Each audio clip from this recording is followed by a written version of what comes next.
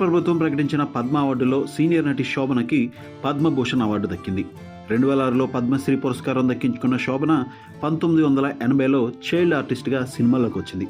Telugu, Tamil, Malayalam, Kannada, Hindi, English సినిమాల్లో నటించిన శోభన 2 సార్లు నేషనల్ అవార్డులు దక్కించుకుంది.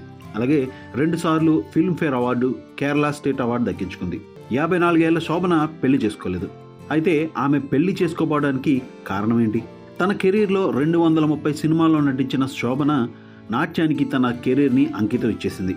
భరతనాట్యం డాన్సర్గా ప్రపంచవ్యాప్తంగా ఎన్నో ప్రదర్శనలు ఇచ్చిన శోభన కొరియోగ్రాఫర్గా ఎన్నో నాట్య ప్రదర్శనలు, నృత్య రూపకాలను డిజైన్ చేసింది.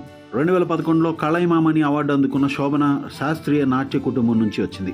దేశవ్యాప్తంగా శాస్త్రీయ నృత్య ప్రదర్శనలు ఇచ్చిన ట్రావెన్కోర్ సిస్టర్స్ శోభనకు మేనత్తలు. అలాగే శాస్త్రీయ నృత్యకారిణి పార్వతీ జయరాం శోభనకు బంధువు.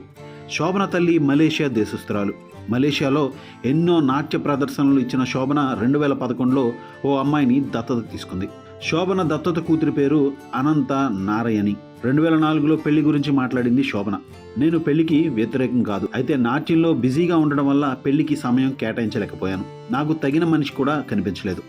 అదీ కాకుండా పెళ్లి చేసుకున్న నా స్నేహితులు సంతోషంగా ఉన్నట్లుగా నాకు అనిపించలేదు. అందుకే పెళ్లి గురించి ఎక్కువగా ఆలోచించలేదు. నా వ్యక్తిగత జీవితానికి సమయం కేటాయించలేనప్పుడు పెళ్లి చేసుకోవడం వృధా. పెళ్లి చేసుకుంటేనే లైఫ్లో సెటిల్ అయినట్టు అని చెప్పే కబుర్లు నేను నమ్మను. వ్యక్తిగతంగా నేను నా జీవితంలో సాధించిన దానికి సంతృప్తిగా ఉన్నాను. పెళ్లి చేసుకోలేదని నేను ఎప్పుడూ ఫీల్ అవ్వలేదు, అవ్వను కూడా అంటూ చెప్పుకొచ్చింది శోభన. జ్యోతిక ప్రధాన పాత్రలో తెరకెక్కిన చంద్రముఖి మూవీకి ఆధారం మలయాళంలో శోభన నటించిన మణిచిత్రతాజు. ఈ సినిమాను ఆ తర్వాత కన్నడంలో సౌందర్యతో ఆప్తమిత్రగా రీమేక్ చేసిన పీవాసు తమిళ్లో జ్యోతికతో చంద్రముఖిగా తెరకెక్కించడం విశేషం. మలయాళంలో సురేష్ గోపి, మోహన్ లాల్తో నాగవల్లిగా నటించిన శోభన ఈ సినిమాకు నేషనల్ అవార్డు కూడా దక్కించుకుంది. ఈ సినిమాను కన్నడలో రీమేక్ చేస్తే సౌందర్యకి ఉత్తమ నటిగా ఫిల్మ్ఫేర్ అవార్డు దక్కింది. దాన్ని తమిళ్లో రీమేక్ చేస్తే జ్యోతికకు తమిళనాడు స్టేట్ ఫిల్మ్ అవార్డు దక్కింది. తెలుగులో రుద్రవీణ, అభినందన, నారీ నారీ, నడుము మురారి, కోకిల, ఏప్రిల్ 1 విడుదల, అప్పుల అప్పారావు, రౌడీ అల్లుడు వంటి ఎన్నో సూపర్ హిట్ సినిమాల్లో నటించింది శోభన.